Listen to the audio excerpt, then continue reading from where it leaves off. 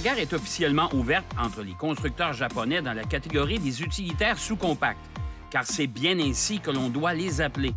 Il vient assurer la place de Nissan dans un segment déjà occupé par Mazda avec son CX-3 et Honda avec son HR-V.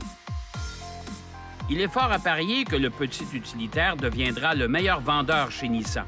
Les chiffres de vente sont déjà impressionnants depuis son lancement. Le Nissan Qashqai roule depuis une dizaine d'années en Europe. 3 millions d'exemplaires ont déjà été écoulés à travers le monde, dont 2,5 millions sur le vieux continent. Le produit est maintenant éprouvé. Au chapitre du design, il ressemble grandement à ses grands frères. Il faut vraiment les mettre côte à côte pour les cataloguer. De face, vous pourriez le confondre avec le Rogue, ou même le gros Pathfinder, ou même le Murano. Il a les mêmes airs de famille.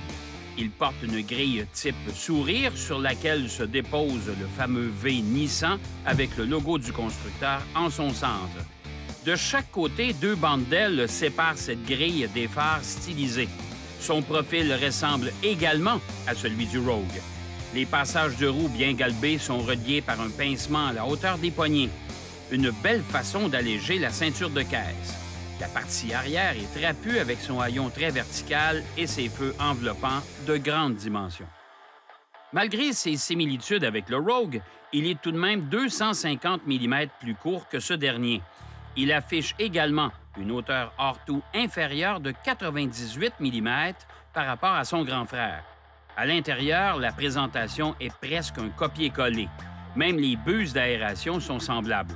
Compte tenu de son gabarit réduit, l'espace intérieur est moins généreux, particulièrement les places arrière. Le coffre souffre également de cette diminution. En contrepartie, les acheteurs apprécient son format pour l'utilisation en région urbaine. Côté motorisation, le Qashqai porte un moteur 4 cylindres de 2 litres atmosphérique pour une puissance de 141 chevaux. Proposé en mode de traction ou 4 roues motrices, l'ensemble se complète par une boîte manuelle à 6 rapports ou la fameuse boîte CVT. L'apport du turbo pourrait offrir un peu plus de puissance et diminuer la consommation d'essence. Peut-être dans une version haut de gamme plus tard. On verra.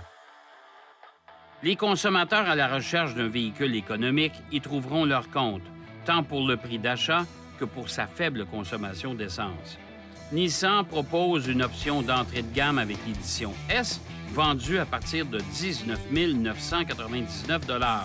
Évidemment, il faut additionner les frais de transport. Les autres versions portent la dénomination SV et SL. Cette déclinaison d'entrée de gamme est entre autres pourvue de roues de 16 pouces, de l'air climatisé, d'une prise USB, de la connectivité Bluetooth, important, de sièges chauffants ainsi que d'une transmission manuelle à 6 rapports. Les autres éditions sont quant à elles équipées d'une boîte de CVT qui, étonnamment, n'est pas trop bruyante et bien adaptée. Il est possible, bien sûr, d'opter pour un rouage intégral pour des versions un petit peu plus étoffées. Il faut prévoir un minimum de 24 598 $ pour l'achat de l'édition S, proposant justement le rouage intégral. Ce qui est certain, c'est que le petit utilitaire aura beaucoup de succès. Sa conduite dynamique et sa silhouette plutôt réussie devraient le propulser au sommet des ventes. La tendance du marché s'oriente vers ce type de véhicule pour les prochaines années. Cette émission vous a été présentée par WE Finance et Ici Pneus Centre de l'Auto. Dans le prochain épisode de Propulsion, une course de bazou où tout est permis.